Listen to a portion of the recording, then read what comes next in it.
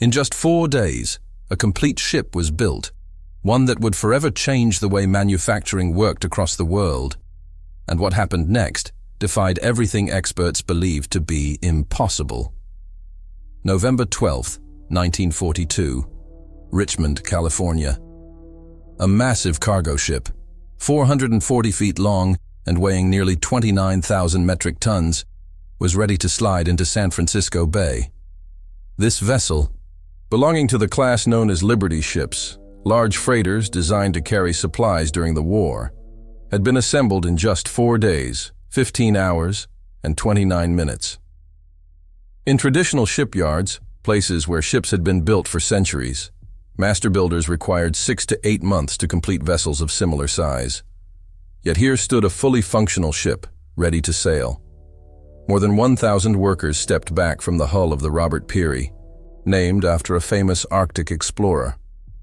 They weren't traditional shipwrights or seasoned maritime craftsmen, but former secretaries, farmers, housewives, and laborers who had learned welding techniques only a few weeks earlier.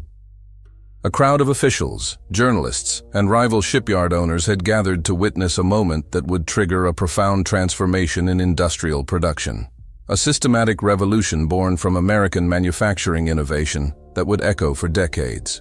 The mathematics of the Allies' victory, the nations fighting against Germany and its partners in the Second World War, were not being written in battle strategies, but in production statistics that shattered every assumption naval experts held about the limits of shipbuilding, deadlines, and industrial capability.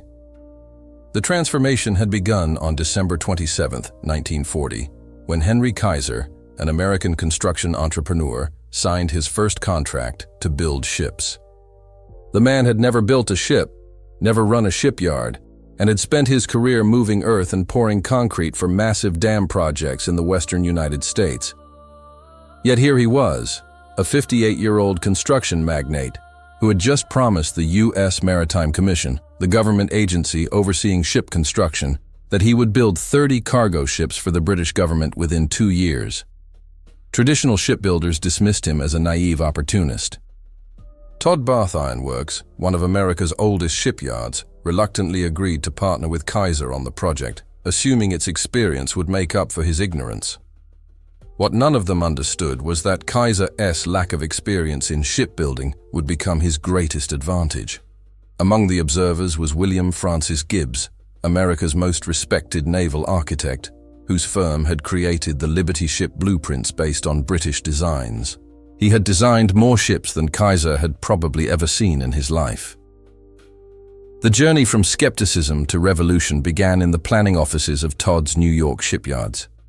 When Kaiser and his engineers examined traditional shipbuilding procedures in early 1941, they immediately realized that conventional methods would never meet wartime demands. Kaiser's chief engineer, Clay Bedford, had visited a Ford Motor Company assembly line in Detroit just weeks earlier. He had watched automobile chassis move along production lines as workers installed prefabricated components at each station. Bedford returned to California convinced that ships could be built the same way. Traditional shipbuilders considered such a comparison absurd. The first true shock came with Kaiser's proposal to eliminate riveting altogether. Traditional shipbuilding relied on rivets, heated metal bolts hammered through overlapping steel plates to join them. A skilled team of riveters working in perfect coordination could install perhaps 100 rivets per day. Each Liberty ship required about 1 million rivets if built conventionally. Kaiser proposed using electric arc welding instead, a technique he had mastered while constructing oil pipelines in the American West. Vice Admiral Emory Land, chairman of the U.S. Maritime Commission and a high naval official, reviewed Kaiser's proposal with deep skepticism. His private correspondence, preserved in the National Archives, reveals the maritime establishment's reaction. Welding had never been proven reliable for hull construction on this scale. The British Navy outright prohibited welding on warship hulls. Kaiser was proposing to stake America's supply lines on an untested technology. Yet Land also recognized desperation. German submarines, known as U-boats, and surface warships were sinking Allied vessels faster than traditional shipyards could replace them.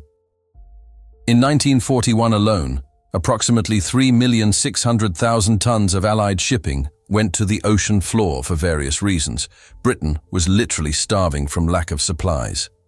US shipyards, using conventional methods, needed an average of 230 days to build a single cargo ship. At that rate, the Allies would lose the Battle of the Atlantic, the struggle to control shipping routes across the Atlantic Ocean, before American industry could respond. The decision to approve Kaiser's contract represented not confidence, but necessity. The Richmond shipyard rose from muddy empty land between January and December of 1941. Kaiser's construction crews, experienced in building dams and highways, erected a facility that horrified traditional maritime engineers. Instead of the massive gantry cranes and long slipways typical of established yards, Richmond offered something entirely different. It was designed like an automobile assembly plant. Open prefabrication areas surrounded 7 parallel building ways, the inclined platforms where ships are assembled before launch. Railroad tracks crisscrossed the yard, built to move huge steel sections weighing up to 150 tons. Overhead cranes capable of lifting entire ship sections stood every 100 feet. John Riley, chief naval architect for Bethlehem Steel Corporation, one of the largest steel companies and a 30-year veteran of ship construction, visited the Richmond yard in May 1941. His inspection report, marked confidential at the time, contained both technical criticism and reluctant admiration. Kaiser had violated every principle of efficient shipyard design Riley had learned over 3 decades. His prefabrication areas were too large. His crane capacity was absurdly excessive. His building ways were too short. Yet Riley had to admit that the facility was designed precisely for what Kaiser claimed: the rapid assembly of prefabricated sections. The arrival of new workers marked the next phase of revolutionary change. Traditional shipyards recruited from established maritime communities where skills were passed down from father to son over generations. Kaiser placed newspaper ads across the United States, offering wages 20% higher than standard industrial rates and promising to train anyone willing to work. The first groups arrived in Richmond in August 1941. The simplification of complex tasks into simple, repetitive operations, borrowed directly from assembly line manufacturing, proved devastatingly effective. By October 1941, Kaiser employed over 10,000 workers in Richmond, with fewer than 200 having any prior maritime experience. Traditional welders spent 4 years as apprentices learning the full range of skills. Kaiser's instructors taught specific techniques for specific tasks in roughly 2 weeks. Workers didn't need to know how to weld everything, only how to weld vertical seams on bulkheads, the ship's internal walls, horizontal deck plates, or curved hull sections, tasks they would repeat constantly. As workers gained experience in late 1941 and early 1942, something unexpected happened. The construction time for Liberty ships began to fall dramatically. Kaiser's first Liberty ship took 197 days to build and deliver. Ship number 2 required 169 days. Ship number 5 took 128 days. Ship number 10 took 97 days. By the spring of 1942, Richmond was completing Liberty ships in an average of 70 days. Traditional shipyards watched with growing alarm as this untrained workforce achieved production speeds that matched their own highly skilled teams. The prefabrication approach that traditional builders had dismissed proved its power. Instead of constructing ships from keel to deck in sequence, Kaiser's yards built entire sections simultaneously across the facility. While one team assembled a bow section, the front of the ship, in a prefabrication area, other teams built stern sections, the rear, deck houses, engine rooms, and bulkheads in parallel. When sections were complete, massive cranes lifted them onto the building ways, where welding teams joined them together. Albert Wooding, production supervisor at Richmond Shipyard No. 2, explained this efficiency in a 1943 interview with Fortune magazine. In traditional shipbuilding, the engine couldn't be installed until the engine room was built, and the engine room couldn't be built until the hull was complete. Everything happened sequentially. Kaiser's approach allowed parallel production. While one team welded hull plates, another assembled the engine in a separate area. When both were ready, They dropped the completed engine into the finished engine room and welded it in place. Tasks that had once taken weeks now took hours. Parallel production statistics revealed a level of manufacturing efficiency that seemed impossible to traditional builders. A conventional yard might assign 50 workers to install an engine over 3 weeks, working in the cramped confines of a partially finished engine room. Kaiser ES prefabrication approach assigned 200 workers to assemble the complete engine and its mounting structure in an open workshop over 5 days, then used cranes to position the entire assembly in a single 8-hour operation. Even more unsettling to traditional maritime authorities was Kaiser's casual abandonment of centuries-old shipbuilding practices. Ships had always been built from carefully drafted blueprints specifying every detail. Kaiser used simplified drawings that provided only basic dimensions and left details to workers' judgment. Traditional builders called this reckless. Kaiser called it flexibility. Vice Admiral Howard Vickery, vice chairman of the U.S. Maritime Commission and a career naval officer, initially fought Kaiser's simplified specifications. His transformation from skeptic to supporter, documented in commission meeting records, illustrated the power of results over theory. In January 1942, he opposed Kaiser's request to reduce design specifications, arguing that ships were not automobiles and that maritime construction required precision. But by March, Kaiser's shipyards were outproducing their traditional counterparts by 40%. By June, the gap had widened to 70%. Vickery learned that perfection is the enemy of good enough. Kaiser's ships weren't beautiful, they were adequate, and adequate ships delivered more cargo than perfect ships still under construction. As construction speeds increased during the spring and summer of 1942, a friendly rivalry developed among Kaiser's 7 shipyards, spread across California, Oregon, and Washington. His son Edgar, serving as vice president and general manager overseeing all Kaiser yards with particular focus on the 3 Pacific Northwest facilities, managed the Oregon Shipbuilding Corporation in Portland. Clay Bedford supervised the Richmond yards in California. The 2 ambitious men began an informal contest to see which facility could build ships faster. The race between Richmond and Portland became a public spectacle in the autumn of 1942. Newspapers published updates as if they were sports scores. Records fell repeatedly until Oregon Shipbuilding completed the Joseph Teal in just 10 days in September 1942. Vice Admiral Vickery eventually ordered the speed contest halted, calling it a stunt demonstration that distracted from real production goals. But the competition had served Kaiser's purpose. Workers across all 7 shipyards now believed that extraordinary speed was not merely possible, it was expected. November 1942 brought the ultimate demonstration. Vice Admiral Emery Land, visiting Richmond to inspect production, made an offhand remark to reporters that was overheard by Clay Bedford. The Admiral noted that Liberty ship construction had improved dramatically, but commented that recent speed records still paled in comparison to what mass production had achieved in other industries.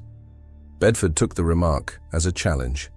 He proposed that Richmond Shipyard No. 2 attempt to build a complete Liberty ship, from the laying of the keel, the lowest and first piece of the ship, to launch in less than 10 days, cutting the Joseph Teal record in half.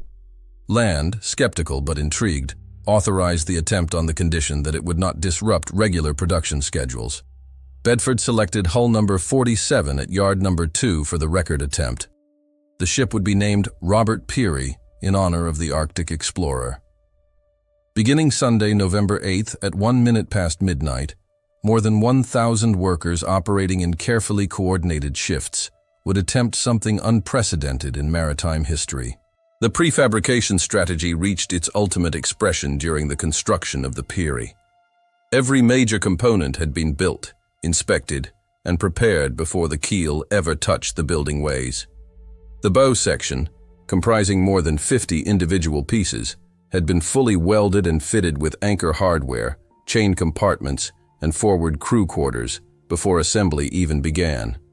The stern section included the complete steering gear, propeller shaft, and aft crew spaces. 4 entire cargo holds, each a massive rectangular steel structure, were ready to be lifted into position. The engine, a 140-ton triple-expansion steam power plant built by Joshua Hendy Ironworks in Sunnyvale, had been mounted on its base structure and tested before leaving the factory.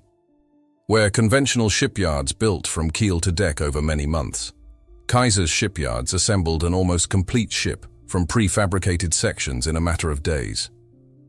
4 days after construction began, the hull was complete.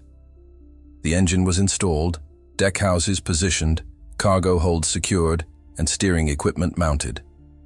On Thursday, November 12th, at 3:30 in the afternoon, just 4 days, 15 hours, and 29 minutes after the keel had touched the ways, the Robert Peary slid down the launching rails into San Francisco Bay. The ship was delivered for service on November 15th, setting an additional record. 7 days, 14 hours, and 32 minutes from keel laying to full delivery. The crowd of spectators included maritime officials, military officers, rival shipyard owners, and journalists from across the United States. Many had arrived expecting to witness a failure, or at best a compromised vessel that looked complete but lacked functionality. What they saw instead was a fully operational ship requiring only minor adjustments before entering service. Vice Admiral Emery Land, present for the launch, made brief remarks captured on newsreel cameras. His words reflected the reluctant acknowledgement by the maritime establishment that everything had changed. 6 months ago, I would have called this impossible. The traditional shipbuilding wisdom accumulated over 3,000 years said you could not build a proper ship in 5 days. Henry Kaiser has made traditional wisdom obsolete. The U.S. Maritime Commission will now require all contracted shipyards to adopt these methods. The psychological impact on traditional shipbuilders was immediate and profound. The same yards that had dismissed Kaiser as an ignorant outsider only 18 months earlier were now sending engineers to study his methods. The president of New York Shipbuilding Corporation, one of the oldest and most prestigious shipyards in the United States, visited Richmond in December 1942. His confidential report to his board revealed a complete ideological collapse regarding traditional approaches. Kaiser had achieved what the industry had deemed impossible by refusing to accept its limitations. He treated shipbuilding as a manufacturing problem rather than a craft tradition. He simplified where others sought perfection. He standardized where they customized.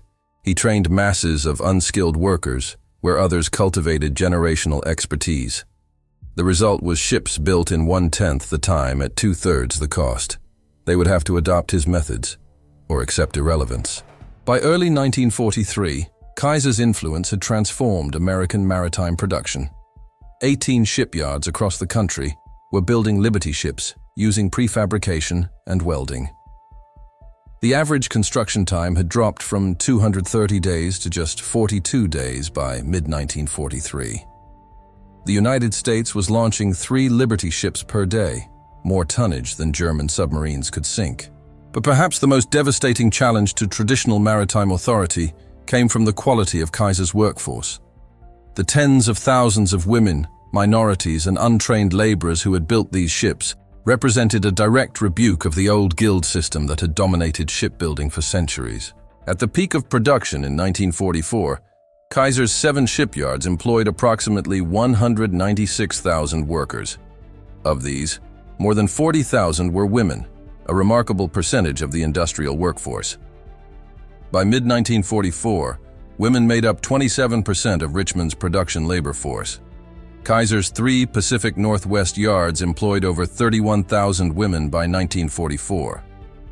African American workers numbered in the tens of thousands, employed in skilled positions including welding, fitting, crane operation, and even supervisory roles, an unusual level of workplace integration for 1940s America.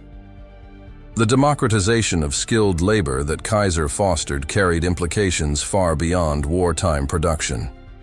By proving that complex manufacturing could be accomplished by trained workers rather than requiring generational craftsmanship, Kaiser's shipyards challenged fundamental assumptions about labor, skill, and industrial organization. Christmas of 1943 offered another powerful demonstration of Kaiser's transformed industrial culture. While traditional shipyards observed the holiday with 1 or 2 days off, Kaiser's facilities maintained production schedules. But instead of merely demanding work, the organization provided Christmas celebrations that honored workers' sacrifices. At the Richmond yards, management arranged for Christmas dinner to be served in the facility cafeterias, turkey, ham, and all the traditional sides, free to workers on shift. Local churches sent carolers. The Richmond Municipal Band performed. Kaiser himself visited the yards, shaking hands with workers and personally thanking them for their service. By mid-1944, Kaiser's 7 shipyards had produced more than 800 Liberty ships. But the influence of his methods extended far beyond his own facilities. The 18 U.S. shipyards building Liberty ships had collectively produced over 2,400 vessels by this point. The Victory ships, a larger, faster design that supplemented Liberty production from 1944 onward, were built using the same prefabrication and welding techniques. Total American maritime production between 1941 and 45 exceeded 5,500 vessels, representing roughly 53 million tons of shipping. The scale of this production was astonishing to contemporary observers, and remains impressive by modern standards. Commander Joseph Kenworthy of the British Royal Navy, assigned to the Admiralty delegation in Washington, observed American ship production with both admiration and envy. His official reports to the Admiralty, declassified in the 1980s, captured the British perspective on America's industrial dominance. The United States was building merchant shipping at a rate that exceeded the combined capacity of the rest of the world. Kaiser alone was producing more tonnage each month than the entire British shipbuilding industry. The methods were crude by Admiralty standards. The ships were inelegant, but they floated. They carried cargo, and there were thousands of them. The Royal Navy built the finest warships in the world using traditional craftsmanship that required years per vessel. The Americans built adequate ships in weeks. Adequate multiplied by thousands defeats perfect, multiplied by dozens. But perhaps the most remarkable aspect of Kaiser's transformation was what happened after the war ended. Traditional analysts expected the wartime shipbuilding boom to collapse, leaving tens of thousands of workers unemployed and hundreds of costly facilities abandoned. The prediction proved only partially correct. Liberty ship production ended in September 1945. By December, Kaiser's workforce had fallen from 200,000 to fewer than 20,000. The Richmond yards, which had employed 100,000 workers at their peak, were largely empty by the spring of 1946. Yet the knowledge developed during the emergency program did not disappear. The prefabrication techniques, welding procedures, and parallel assembly methods Kaiser had pioneered became standard practice in global shipbuilding. When Japan and South Korea rebuilt their maritime industries in the 1950s and 60s, they studied Kaiser's Liberty ship program and adopted his methods as the foundation of their shipyards. The massive shipbuilding facilities in Ulsan, South Korea, and Nagasaki, Japan, destined to dominate global ship production for decades, were direct descendants of Kaiser's revolutionary Richmond Yard practices. John Bunker, professor of maritime history at the State University of New York Maritime College, summarized Kaiser's lasting influence in his definitive 1972 study. Kaiser entered shipbuilding as an outsider, ignorant of maritime tradition, unbound by conventional wisdom, and willing to apply manufacturing principles the established industry considered inappropriate for ship construction. In 36 months, he built more ships than had been built in the United States during the entire previous century.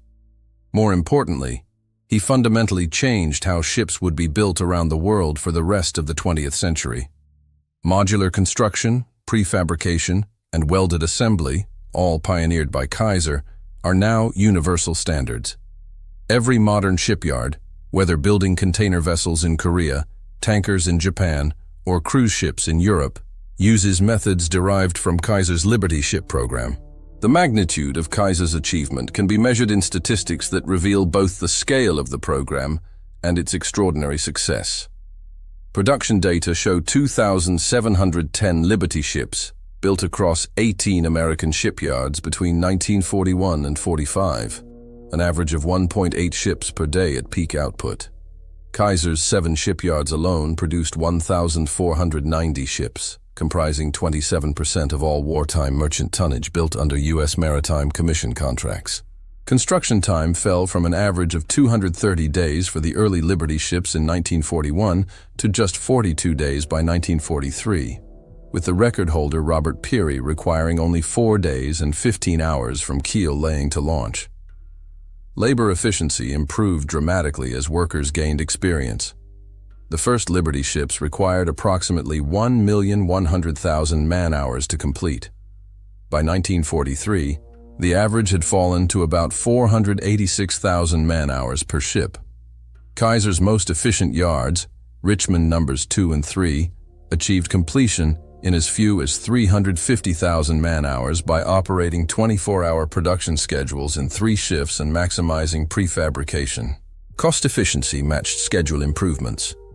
The first Liberty ships cost roughly $1,750,000 to $2 million each. By 1943, costs had fallen to around $1,800,000, despite rising wages and material prices, reflecting improved efficiency and learning curve effects. Each Liberty ship displaced 14,245 tons fully loaded and could carry 10,800 tons of cargo. The vessels could transport 2,840 military jeeps, 440 tanks, or 230 million rounds of ammunition in a single voyage. Powered by deliberately old-fashioned but reliable and easy-to-build triple-expansion steam engines, the ships reached speeds of 11 knots, about 20 kilometers per hour, adequate for convoy operations. Training efficiency proved equally remarkable. Kaiser's schools trained workers for specific tasks in an average of 2 weeks. The fastest courses produced productive spot welders in just 10 days. More complex positions, such as crane operators or ship fitters, required 4 to 6 weeks of training. This contrasted sharply with traditional maritime apprenticeships, which lasted 4 years for basic competence and up to 10 years for master craftsman status. The key difference was specialization versus comprehensive training. Traditional apprentices learned every aspect of shipbuilding. Kaiser's workers mastered specific, repeatable tasks they would perform hundreds of times. Combat loss rates among Liberty ships demonstrated their effectiveness despite skepticism about rapid construction methods. Of the 2,710 Liberty ships built, approximately 200 were lost to enemy action, a loss rate of 7.4%. This compared favorably to pre-war merchant shipping loss rates and proved that welded construction, though initially distrusted, produced seaworthy vessels. Some ships did experience structural failures due to welding defects. 3 Liberty ships broke completely in half because of brittle fracture issues, representing 0.11% of total production. Roughly 1,500 significant brittle fractures occurred across the Liberty fleet, but catastrophic breakups were rare. These failures led to improved welding procedures and steel specifications, eliminating the problem by 1944. Longevity statistics provided the ultimate vindication of Kaiser's construction methods. The Liberty ships, originally designed as emergency vessels with expected service lives of 5 years, proved remarkably durable. Many remained in operation for decades after the war. The John Brown, built in 1942, remains operational as a museum ship in Baltimore as of 2024, 82 years after her construction. The Jeremiah O'Brien, also built in 1942, is preserved in San Francisco and participated in the 50th anniversary commemoration of D-Day, the great Allied invasion of the beaches of Normandy, France, in 1994, sailing to Normandy under her own power 50 years after her launch. A third Liberty ship, the Hellas Liberty, serves as a static museum ship in Greece. The post-war careers of Liberty ships extended far beyond their intended lifespans.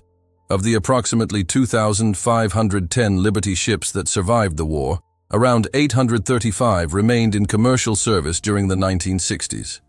Many were sold to foreign shipping companies, where they continued operating into the 1970s. The Albert Bow, the last Liberty ship built and delivered on October 30, 1945, was not scrapped, but converted. Sold in 1964 for $65,557, It became the fishing factory ship Star of Kodiak in 1965 and remains today as the grounded headquarters of Trident Seafoods in Kodiak, Alaska, still in existence 8 decades after its construction. The economic impact of the Liberty Ship program rippled across American industry. The massive steel requirements drove expansion of steel production capacity, particularly on the West Coast, where Kaiser built the Fontana steel mill specifically to supply his shipyards. Completed in 1942, 5 months ahead of schedule, the plant produced about 700,000 tons of steel annually and established California as a major steel-producing region for the first time. The magnesium needed for incendiary bombs and the aluminum for aircraft were produced in Kaiser-built plants, supporting the integrated war production effort. Employment effects spread through communities across California, Oregon, and Washington. The city of Richmond, California, grew from a population of 23,000 in 1940 to over 100,000 by 1943, driven entirely by shipyard employment. Kaiser built Vanport City in Oregon, which briefly became the state's second-largest city, with a population exceeding 40,000, all of them employed in shipyards or supporting industries. These boomtowns, though temporary, demonstrated the transformative power of concentrated industrial investment. A healthcare innovation emerged as an unexpected legacy of Kaiser's shipbuilding program. To provide medical care for his massive workforce, Kaiser partnered with physician Sidney Garfield to establish prepaid healthcare programs that eventually evolved into Kaiser Permanente, one of the largest health maintenance organizations in the United States. The prepaid, preventive care model pioneered in the shipyards influenced American medical practice for decades and served more than 12 million members by the early 21st century. The workers themselves carried the lessons of their wartime experience into decades of peacetime achievement. The shipyards gave thousands of young people, especially women and minorities, opportunities to develop skills they never could have accessed through conventional career paths. Those opportunities opened doors that remained open for the rest of their lives. The technological innovations developed during the Liberty Ship program influenced industries far beyond shipbuilding. Welding techniques refined under wartime pressure became standard in structural steel construction, petroleum refining equipment, and pressure vessel manufacturing. Prefabrication methods pioneered at Richmond shaped building practices in housing, bridge construction, and industrial facilities. The organizational principles of parallel production, simplified specifications, and rapid worker training became foundational concepts in operations management and industrial engineering education. Professor Michael Porter of Harvard Business School, analyzing American industrial competitiveness in a 1985 study, identified the Liberty Ship program as a crucial case study in rapid capacity development. Kaiser demonstrated that industrial capacity is not fixed. It can be created swiftly when necessity demands it. The United States entered the Second World War with minimal merchant shipbuilding capacity. Within 24 months, American shipyards were producing more tonnage than the rest of the world combined. This proved that industrial infrastructure, workforce skills, and production systems could all be developed at unprecedented speed when properly organized. That lesson extends far beyond wartime emergencies. It suggests that perceived limits in industrial capacity often reflect organizational and conceptual constraints, rather than physical impossibilities. The psychological transformation the Liberty Ship program created among industrial managers and engineers proved as significant as the physical ships themselves. Before Kaiser, manufacturing executives accepted conventional wisdom about production limits, skill requirements, and organizational structures. Kaiser proved that conventional wisdom could be wrong, and that revolutionary performance required questioning fundamental assumptions. The story of the Liberty ships ultimately stands as testimony to a profound truth about human capability and industrial possibility. The ships themselves, though vital to Allied victory, mattered less than what their construction demonstrated. That ordinary people, given training and opportunity, could achieve extraordinary results. That complex products once requiring years of artisanal tradition could be built in weeks through systematized processes. And that industries resistant to change for centuries could be revolutionized in months when necessity and innovation converged. Admiral Chester Nimitz, commander of the Pacific Fleet and America's great naval leader in the war against Japan, reflected on the strategic impact of U.S. ship production in his post-war memoirs published in 1960. "We fought across 8,000 kilometers of the Pacific Ocean, supplied by ships built faster than the enemy could sink them. Japan's military planners assumed American industrial capacity was impressive but finite. They believed that if they sank enough ships, eventually American logistics would collapse and we'd be forced to negotiate. They hadn't accounted for Henry Kaiser. By 1944, we were replacing shipping losses faster than they could inflict them. The mathematics of attrition favored the side that could build 3 ships a day over the side that could sink 2.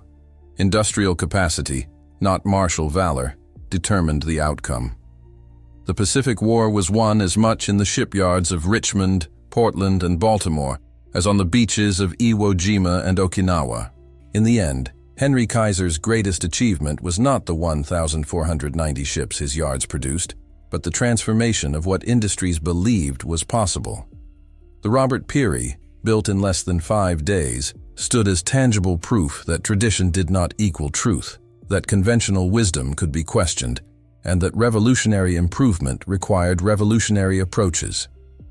The maritime establishment that had dismissed Kaiser as an ignorant outsider in 1940 spent the decades after 1945 studying and adopting his techniques.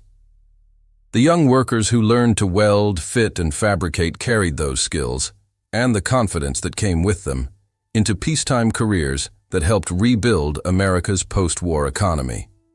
The methods pioneered under wartime emergency became peacetime standards that shaped manufacturing across industries and around the world. The story of how one civilian's approach made Liberty ships appear in days instead of months is ultimately a story of transformation through demonstration. It proves that the greatest revolutions often come from those unbound by tradition, that progress requires questioning accepted limits, and that human potential exceeds conventional expectations when properly organized and challenged. Kaiser's workers were not superhuman. They were ordinary people achieving extraordinary results because someone believed they could and built systems that allowed them to prove it. That lesson, demonstrated in the Richmond shipyards and validated by 2,710 completed vessels, remains relevant wherever industries face challenges that conventional wisdom deems impossible. The Liberty ships themselves are mostly gone, scrapped decades ago or resting on ocean floors, but the revolution they represented endures. It lives in every modern shipyard, in every manufacturing facility that uses prefabrication, in every training program that teaches specific skills quickly rather than broad expertise slowly, and in every manager who dares to ask whether impossible truly means impossible, or merely that no one has yet discovered how. That is the enduring legacy of Henry Kaiser, etched not in steel, but in a transformed understanding of what dedicated people can achieve when freed from the constraints of tradition and challenged to attempt what experts claim cannot be done. From December 1940, when he signed his first contract knowing nothing about shipbuilding, to November 1942, when the Robert Peary was launched after less than 5 days of construction, to September 1945, when the last Liberty ship was delivered, Kaiser proved that industrial revolutions do not happen through incremental improvement, but through a fundamental reimagining of what is possible. The 2,710 Liberty ships built between 1941 and 45 carried more than cargo across oceans. They carried proof that human ingenuity, when freed from tradition and empowered by necessity, can accomplish the seemingly impossible. And perhaps the most extraordinary truth of all is that these same principles, these same lessons of believing in the impossible and challenging every established limit, still wait to be rediscovered in today's challenges. Because in the end, what those workers proved was not merely that they could build ships fast, but that the real limit was never in the tools or the time. It was in daring to imagine a different world,